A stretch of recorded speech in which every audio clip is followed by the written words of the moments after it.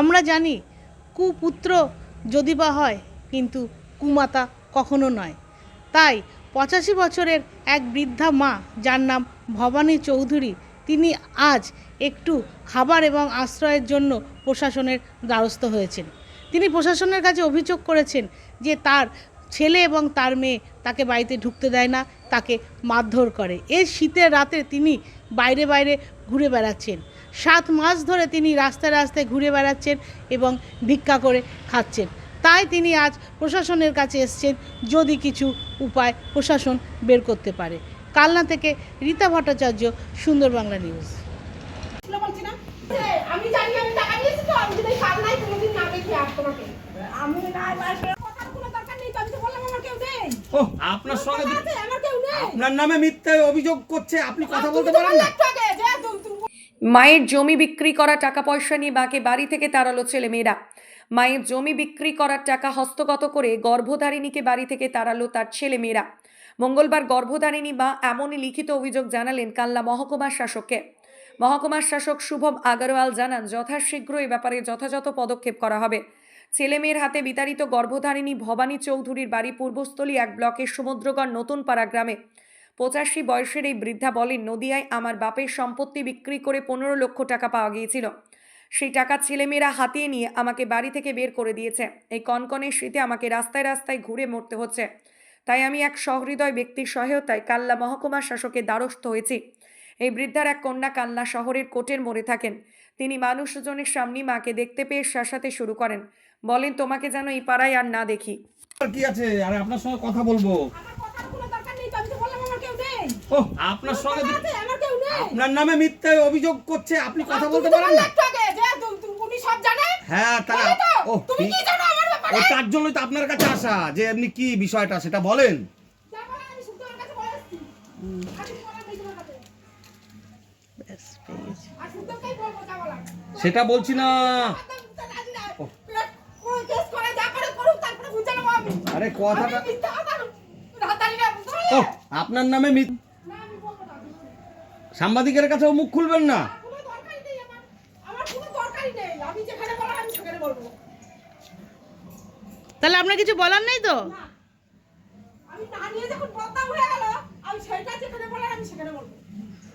আপনার মা তো আপনার বিরুদ্ধে অভিযোগ করছে, আপনারা দেখেন না, কিছু বলবেন না? যে করেছে বদনাম, যে অভিযোগ করেছে তাকে জানাবো, আর যারা আমার নামে বলেছে তাদের কাছে আমি গিয়ে জানাবো। তারপরে দেখবো কি হয়। তাহলে আপনি কি আমার ঠাই তো আর কোনোদিন এইখানে ঠাই পাবে না। মানে আপনি আপনার আমি মাকে দেবো না। আর ঢুকতে দেবেন না, তাই তো আপনার বাড়িতে? আপনি রাস্তায় রাস্তায় ঘুরে বেড়াচ্ছেন কেন? বাড়িতে থাকেন না? কেউ দেখে না। কে দেখে না? ও আমার ছেলে মেয়েও দেখে না, ওদের জন্যে ওদের ছেলে বিবাদ। মেয়ে দেখে না? কটা ছেলে আপনার? আমার একটা ছেলে, দুটো মেয়ে। আচ্ছা, কতদিন ধরে রাস্তায় ঘুরে বেড়াচ্ছে? কতদিন বোধ হয় 3-4 বছর হয়ে গেল আমি বাড়িতে এরকম ঢুকতে দেয় না? করবো। আমার দেখে না। তাহলে আপনি খান কোথায়? কোথায় খাবো? কে দুটো দিল তা খেলাম, আর নাহলে না খেয়েই থাকি, দুটো মুড়ি খেয়েই শুয়েছে। আপনার বাড়ি কোথায়? সমুদ্রগড়। আর আমার বাবার বাড়ি হচ্ছে মাঝদিয়া, নদিয়া। কালনাতে কার বাড়ি? হ্যাঁ, কালনায় কার বাড়ি? কালনা হচ্ছে হনুমানদের বাড়ি। ওরা কালনায় কার বাড়ি? কালনা ওই যে বড় মেয়ে, ওই যে এসেছিল, সে আপনার দেখে না? দেখে না। কি বলে? আমার দেখবে না। গেছিলেন মেয়ের বাড়ি গেছিলেন? আমি আর যাই।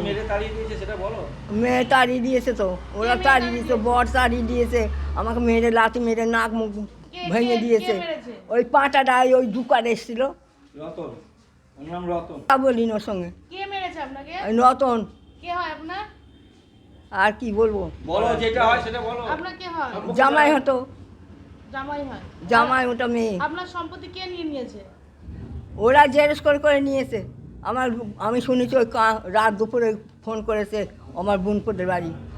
মিথ্যে কথা বললে আমি বলবো নাকি সত্যি কথা? মিথ্যে কথা বলবো আমি? ওটা শাক দিয়ে মাছ দিয়ে ঢেকে ফেলেছে। এখন কি চাইছেন? কি এখন কি চাইছেন? এখন আমি থাকতে পারছি না, দুটো খেতে পারছি না, আমার নিজের টাকা পয়সা নেই, আমি পাগল মনে করে বেড়াচ্ছি। আপনার নাম? ভবানী চৌধুরী।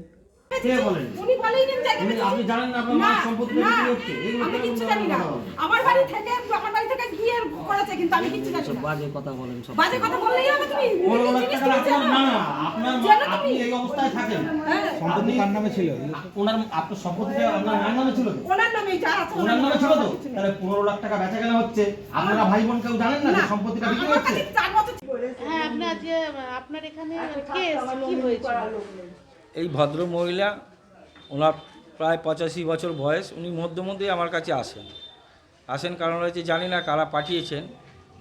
তো আমার কাছে সমস্ত সুবিধা অসুবিধার জন্য মানুষ আসে, তো এসে হয়তো যা কেউ হয়তো ওনাকে পাঠিয়েছে আমার কাছে, এসে বলে যে আমি খেতে পাই না, আমাকে ছেলেমেয়েরা খেতে দেয় না। ওরা কেন খেতে দেয় না? বলছে আমার জমি জায়গা ছিল নদিয়ায়, আমার বাবার সম্পত্তি, সেইগুলো ওরা বেচে নিয়েছে, আমাকে জানায়নি, আমাকে 1 পয়সা দেয়নি। 15 লক্ষ টাকা ওরা বেচে পেয়েছে সম্পত্তিটা। তো মেয়েরা নাকি নিয়ে নিয়েছে। আমাদের এখানে একটা মেয়ের ওনার বিয়ে হয়েছে, ওনার বড় মেয়ে যে উনি এইখানে, ওই বড় মেয়ের বিয়ে হয়েছে এখানে, তার স্বামীর নাম হচ্ছে রতন বারুই। তো তার সাথে বিয়ে হয়েছে এইখানে, উনি কিছুদিন থাকার পর জায়গা এখান থেকে ওনাকে মেরে ধরে নাকি তাড়িয়ে দিয়েছে। আমি সেটা জানি না, ওনার মুখ থেকেই শোনা। উনিই আমাকে বলেছে আমাকে মেরে ধরে তাড়িয়ে দিয়েছে, মুখ চোখ সব আমাকে ফাটিয়ে দিয়েছিল, লাথি মেরেছিল, দিয়ে তাড়িয়ে দিয়েছে। হয়তো জানি না এটা ব্যাপারটা কিসের জন্য কে মারলো, কী করলো। দিয়ে উনি তখন বলছে যে আমি টাকা পয়সা দিয়েছি, টাকা পয়সা নিয়েছে, আমার এখন ওইখান থেকে তাড়িয়ে দিয়েছে। এবার ওনার একটা বাড়ি আছে সমুদ্রগড়ে, ওই বাড়িতে ওনার একটা ছেলে আছে, ওনার 2 মেয়ে 1 ছেলে। তো ছেলে ওই বাড়িতে থাকে, উনিও সেইখানে থাকতেন। এবার ছেলে হয়তো ভাগ বাটারা পায়নি, ছেলেকে দেয়নি, এবং ওনাকে বলছে তুমি যে জমি বিক্রি করেছো টাকা এনে আমাকে দাও, নাহলে তোমাকে বাড়িতে থাকতে দেবো না, খেতেও দেবো না, পড়তেও দেবো না। তো যথারীতি উনি আমাদের যে বয়স্ক ভাতা পান, উনি সেই বয়স্ক ভাতা 1000 টাকা পায়, ওইটা দিয়ে উনি কোনোরকমভাবে চলে, মানে রাস্তায় ঘুরে আর রাস্তায় ঘুরে বেড়ায়। এর আগে উনি কয়েকবার এসছে আমার কাছে, আমি বলেছি যে দেখছি, এইচডিওর কাছেও আমি পাঠিয়েছিলাম। তো যাই হোক, উনি গেছিলো কি যায়নি আমি ঠিক সেটা বলতে পারবো না। তো আজকে আমি ওনার মেয়েকে জামাইকে ডাকলাম, ডাকার পর বলছে না সব মিথ্যে, এইসব মিথ্যে অপবাদ দিচ্ছে আমাদের নামে। তো সেই কারণে যখন আমি এটা শুনলাম, তো মেয়ে জামাই কি ঢুকতে দিল না আজকে? না, আজকেও ঢুকতে দেয়নি। মেয়ে জামাই এসে বরঞ্চ আরও বলছে তোমাকে যেন এই এরিয়ায় না দেখি। হ্যাঁ, হয়তো মারমুখী, মানে মায়ের প্রতি যে দেখলাম এতটাই বিশুদ্ধ হয়ে গেছে, মানে যাক পয়সা করি নিয়েছে কি নেয়নি সেটা তো আমি আর জানি না। উনি বলছে 15 লক্ষ টাকা আমি সম্পত্তি বিক্রি করেছি, সেই টাকা আমি 1 টাকাও পাইনি, সবাই ভাগবাটারা করে নিয়েছে।